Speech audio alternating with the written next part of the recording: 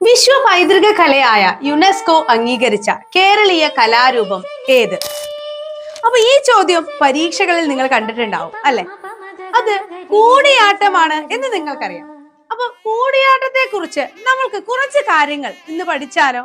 അപ്പൊ ഇത്തരത്തിലുള്ള കൂടുതൽ വീഡിയോസിനായി ചാനൽ ഒന്ന് സബ്സ്ക്രൈബ് ചെയ്യുക, ബെല്ലൈക്കൺ കൂടെ ഒന്ന് എനേബിൾ ചെയ്തിടുക. കൂടിയാട്ടം യുനെസ്കോ പൈതൃക പട്ടികയിൽ ഇടം നേടുന്നത് 2001 അല്ലെ? കേരളത്തിൽ നിന്നും യുനെസ്കോ പൈതൃക പട്ടികയിൽ ഇടം നേടിയ ആദ്യത്തെ കലാരൂപമാണ് കൂടിയാട്ടം. കലകളുടെ മുത്തശ്ശി എന്നറിയപ്പെടുന്ന കലാരൂപം. പക്കമേളത്തിന് ഉപയോഗിക്കുന്ന വാദ്യോപകരണങ്ങളാണ് മിഴാവും കുഴിത്താളവും.